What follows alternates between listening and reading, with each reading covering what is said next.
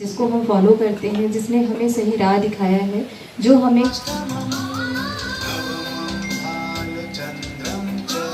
गुरुवे नमः।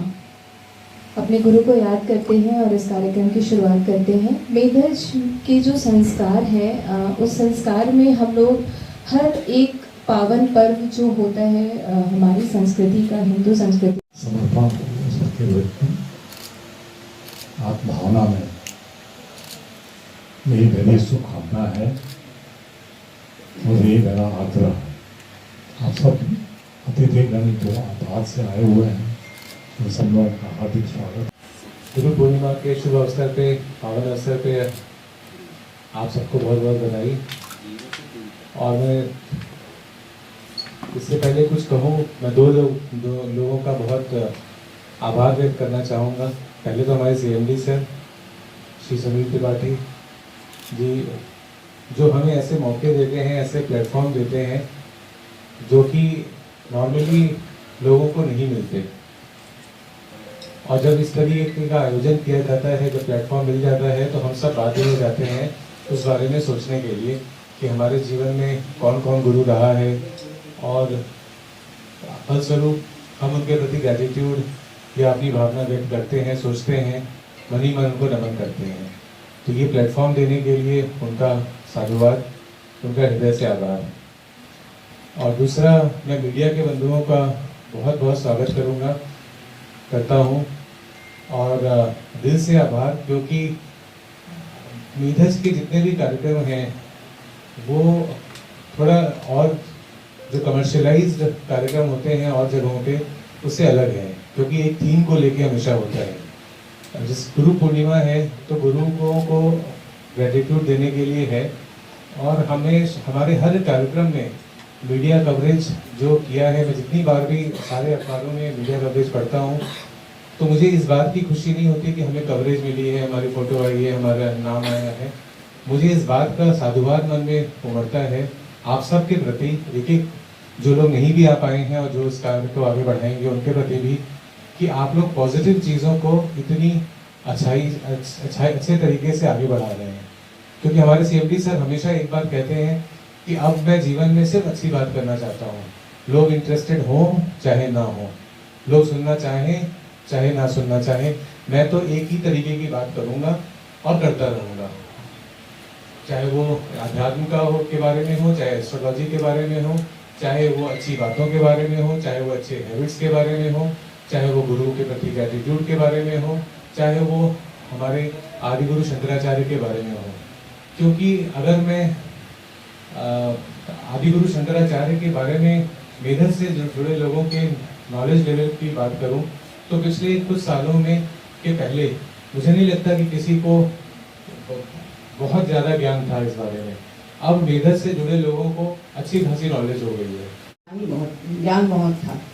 तो आए उनके शहर के बहुत सारे सन्यासी आते रहे और ज्ञानी लोग आते रहे, उनके साथ उनका शास्त्रार्थ चलता रहा, सबको वो हराते गए, सब लोग हारते गए।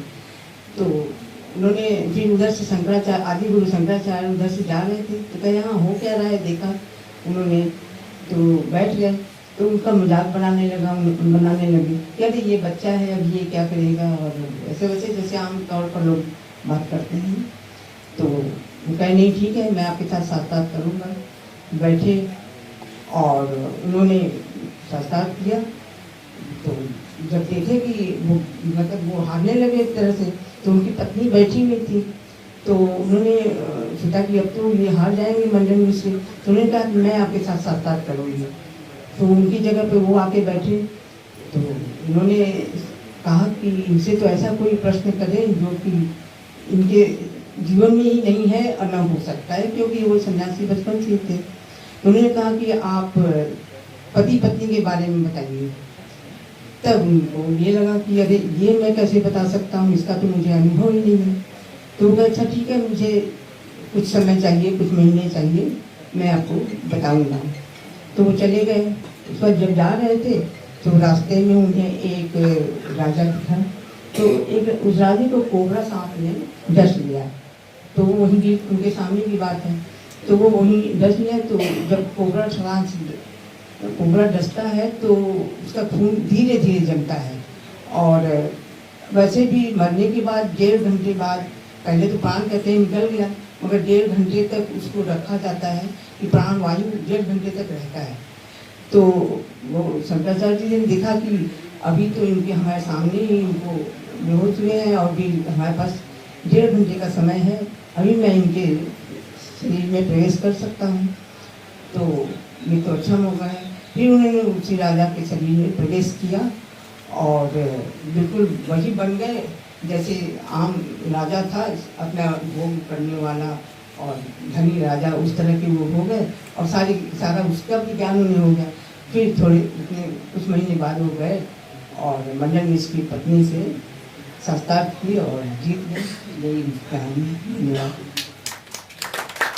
क्षमापन स्तोत्रम् आदौ कर्म प्रसंगात् कलयति कर्षं मातृकुक्षौ स्थितं माम् विष्णुर्तामेत्य मध्ये क्वथयति नितरां जाठरो जातो वेदः यदद्वै तत्र दुःखं व्यथयति नितरां शक्यते केन वक्तुम् क्षन्तव्यो मे पराधः शिव शिव शिव भुव श्रीमहादेव शम्भो बाल्ये दुःखातिरेकान्मर दुरितवपुः स्तन्यपाने पिपासुर नो शक्तश्चेन्द्रियेभ्यो भवमल जनिता जन्तवो मां रुदन्ति।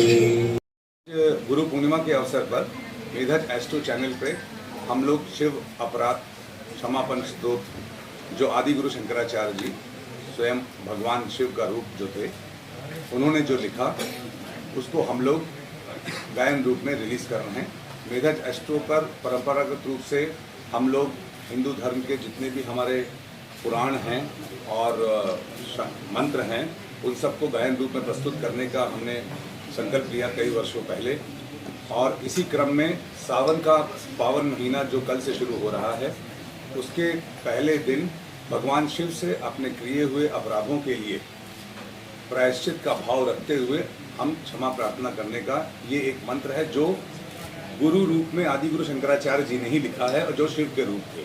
जब भगवान आदि गुरु शंकराचार्य जी इसी युग में पैदा हुए, कलयुग में, कोई कहता है 1500 साल पहले, कोई कहता है 3500 साल पहले, कोई कहता है 1400 साल पहले, मगर इतना समझ में आता है कि वो कलयुग में हम ही लोग जैसे थे और उन्होंने ये लिखा। तो मेधज एस्ट्रो में हम लोग का ये मानना है कि ये एक्यूरेट मंत्र है, जो कि एक्यूरेट तरीके से गाया गया है। ओमी भाई और सुरेश भाई जो हमारे साथी हैं, उन्होंने इसको म्यूज़िक दिया है। उसको सुनना, उसका प्रचार करना, भगवान शिव से आशीर्वाद प्राप्त करते हुए अपने किए हुए पूर्व जन्म के और इस जन्म के पापों की क्षमा याचना का सर्वोत्तम उपाय है। इसी का संदेश आज देने के लिए इस कार्यक्रम का आयोजन किया गया है। इस विषय में कोई और बात हो तो मैं बता दूं, तो उसके आगे मैं अपनी बात करूँगा। संत की एक क्लास रही है, जैसे कबीर दास जी दोहे गाते थे, है ना, तो भगवान आदि गुरु शंकराचार्य जी ने कृष्ण, शिव, देवी, इन सब के रूपों को अलग अलग तरीकों से लिखा है। हमको कहीं अर्थ मिला नहीं, तो इसका अर्थ हम स्वयं करवा कर फिर इसका अर्थ साथ में रिलीज करेंगे। बाकियों को तो अर्थ मिल गया, इसका अर्थ मिला नहीं, ये है असली बात। एक्चुअली आदि गुरु शंकराचार्य जी तो ज़्यादातर लोगों से घिरे रहते थे, तो उन्होंने अपने 4 भक्तों को, 4 शिष्यों को लेकर वो बद्रीनाथ गए और एकांत में बैठ के फिर उन्होंने वेदों और पुराणों की व्याख्या की। और व्याख्या करने के दौरान उन्होंने ये पाया कि कलयुग में जिस प्रकार से कलयुग का प्रारूप बिगड़ेगा आगे, हम लोग जैसे लोगों के लिए जीवन जीने के लिए, अपने ग्रहों के दोष काटने के लिए, अपने कर्मों के पाप झेलने के लिए जिन मंत्रों की आवश्यकता होगी, उन्होंने वेदों और शास्त्रों से, पुराणों से उतने टेक्स्ट को निकाल कर रेलिवेंट पोर्शन को उन्होंने काव्य रूप में लिखा, और जिसको हम सबके सामने प्रस्तुत करना चाहते हैं। ये एक मतलब we want to make this world a better place to live. गुरु अतिचारी होंगे अगले साल अप्रैल में, और 8 साल अतिचारी होंगे। ऐसा पहले ग्रह संयोग बना था महाभारत की युद्ध से पहले। तो अगले साल से 8 साल, 2025 से 8 साल का जो समय होगा, ये विश्व युद्ध और कंप्लीट नए हो जाने का समय होगा। उसमें कौन, ऐसा नहीं है कि पूरी पृथ्वी खत्म हो जाएगी, मगर ये बात जरूर है कि जो जिस तरीके से हम लोगों ने प्रकृति के साथ अपराध किए हैं, पेड़ काट के घर बनाए हैं, पहाड़ काट के वो किए हैं, और समाज में जिस प्रकार की भ्रांतियाँ और कुरीतियाँ और फैली हैं, उनको जो धर्म मार्ग पे है और धर्म के असली मार्ग पे है, धर्म के सत्य मार्ग पे, एक धर्म पे रहने का मतलब दूसरे धर्म को गाली देना नहीं है। अपने धर्म के असली तत्व को समझने वाले जो लोग हैं और उनका पालन करने वाले लोग हैं, वो लोग जरूर इस समय को सुनहरी एक अपॉर्चुनिटी के रूप में, अवसर के रूप में यूज़ कर पाएंगे। देखिए, हमारे देश में, हमारे हिंदू धर्म में कुछ बहुत बड़े बड़े संत हुए हैं जिन्होंने हमारे लिए बहुत ही सुनहरी चीज़ें दे दी हैं आने वाले जीवन में, जीवन को जीने के लिए। जैसे आदि गुरु शंकराचार्य जी ने इतने सारे मंत्र लिखे, महान संत गोरखनाथ जी, उनके गुरु मत्स्येंद्रनाथ जी, संत कबीरदास जी, इन लोगों की जो जीवनी है, जो सूक्तियाँ हैं, इन सबको समझना मेधज एस्ट्रो में हम किसी, इसका कोई फाइनेंशियल पर्पस नहीं है, ना हम किसी से चंदा मांगते हैं और ना चंदा मांगने की अपेक्षा करते हैं। मेधज के अपने ही फंड से हम लोग इस परंपरा को पूरे विश्व में फैलाने का प्रयास कर रहे हैं। जब भगवान आदि गुरु शंकराचार्य जी ने इन मंत्रों को लिखना शुरू किया तो हिंदू संप्रदाय 84, हिंदू धर्म 84 संप्रदायों में बटा हुआ था। उस 84 संप्रदायों में अलग अलग प्रकार के लोग थे। जैसे कोई कहते हैं हम खड़े होकर पूजा करेंगे, कोई कहेगा बाएं मुड़ के पूजा करते हैं, कोई कहेगा इस प्रकार से। अद्वैत और अद्वैत को लेकर बहुत बड़ी लड़ाई थी। एक द्वैत और अद्वैत दो ऐसा कॉन्सेप्ट है जिस कॉन्सेप्ट पे हिंदू धर्म बड़ा डिवाइडेड रहा, तो उन्होंने उस पर एक्सप्लेन करते हुए उसको शास्त्रार्थ किया, कन्विंस किया और फिर एक्सेप्ट कराया। आज हम लोगों का एक धर्म है, सच्चे हिंदू सनातनी होने के नाते, कि हम इनकी लिखी हुई बाबा गोरखनाथ जी की, कबीरदास जी की